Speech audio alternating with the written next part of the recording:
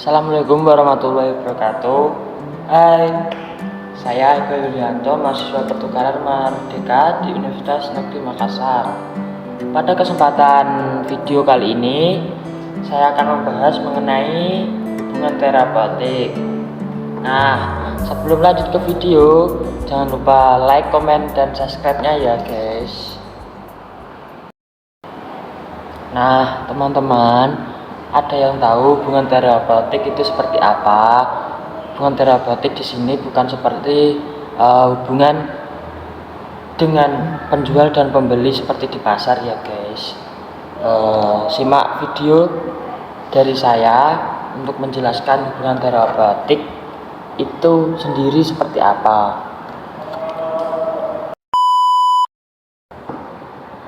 Nah, saya akan menjelaskan hubungan terapeutik itu sendiri apa. Hubungan terapeutik di sini adalah proses hubungan antara klien dan konselor yang mempunyai nilai-nilai penyembuhan dan akhirnya dapat mencapai tujuan konseling itu sendiri. Dalam hubungan terapeutik, klien merasa dihargai, diterima, diarahkan, seperti itu. Dalam hubungan terapeutik tersebut, klien dapat meredakan stres dia, kecemasan dia, terus beban psikologis dia yang sudah menumpuk selama itu. Dalam hubungan konseling dan dalam hubungan konselor itu sendiri di sini dalam hubungan terapeutik itu memfasilitasi klien untuk mengekspresikan emosi dan pengalaman-pengalaman sehingga ia merasa lega. Dalam hubungan terapeutik juga konselor bersama-sama mencari titik temu permasalahan itu dan berbagi pengalaman, berbagi informasi supaya bisa ikut membantu memecahkan masalah konseling yang dialami. Konseling juga menyampaikan itu melalui bahasa-bahasa mereka tersendiri, mau bahasa verbal maupun bahasa nonverbal. Konselor di sini harus bisa memahami bahasa verbal dan bahasa nonverbal tersebut. Di sini saya pernah membaca salah satu artikel yang menjelaskan tentang tujuan hubungan terapeutik itu sendiri. Yang pertama, menurut Stuart dan Sunden tahun 1987, tujuan umum hubungan terapeutik, kesadaran penerimaan dan penghargaan diri klien meningkat. Kedua, pemahaman identitas diri dan integrasi diri meningkat. Selanjutnya kemampuan membina hubungan akrab, interdependensi pribadi, keterampilan menerima dan memberi kasih sayang meningkat. Yang terakhir, pemenuhan kebutuhan diri dari tujuan yang realistis juga meningkat. Yang selanjutnya, untuk konselor agar menciptakan hubungan yang baik dengan klien, ada beberapa langkah menurut saya. Yang pertama, menerima klien secara ikhlas. Di sini konselor harus menerima klien secara ikhlas dan lapang dada dan apa adanya klien itu tersebut. Yang kedua, menumbuhkan kepercayaan klien.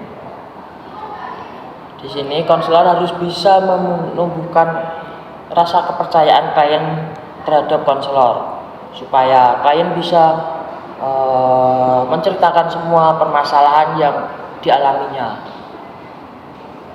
Yang terakhir, mewujudkan keterbukaan diri seorang konselor harus bisa mewujudkan keterbukaan diri dari klien untuk melakukan sebuah konseling karena terkadang klien itu lebih cenderung untuk menutup diri agar tidak diketahui masalahnya itu. Selanjutnya, kan biasanya konseli untuk menyampaikan permasalahannya ada dua bahasa yang digunakan oleh konseli. Yang pertama kan bahasa verbal dan non-verbal. Nah, bahasa verbal itu melalui ucapan atau perkataan, dan bahasa non-verbal itu melalui pergerakan tangan, wajah, mimik muka atau dan sebagainya. Di sini saya akan menjelaskan pengertian bahasa non-verbal.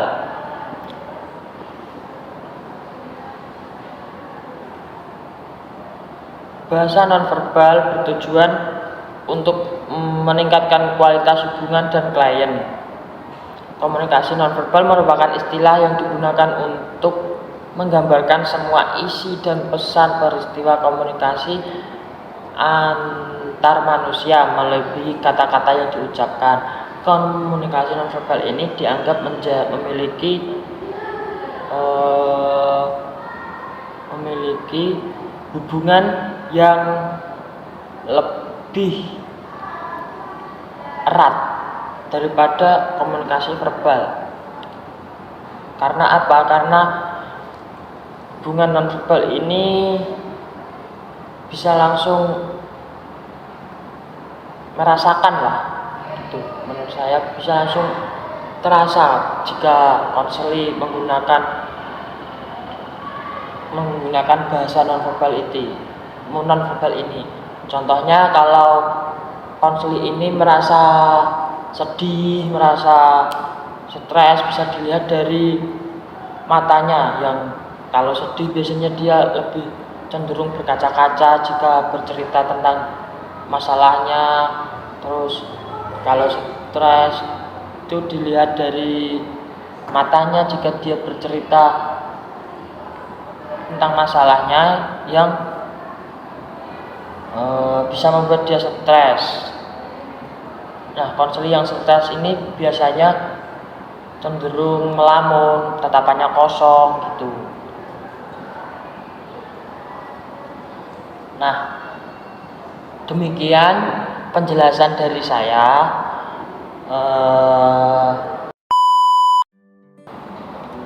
Nah, sampai di sini apakah kalian paham tentang hubungan terapeutik yang saya jelaskan tadi antara konselor dan konseli?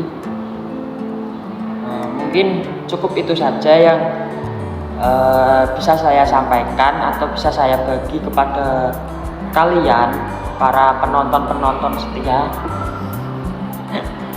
Saya mengucapkan banyak terima kasih dan saya mengucapkan mohon maaf yang sebesar-besarnya jika ada salah kata atau perbuatan dalam video kali ini.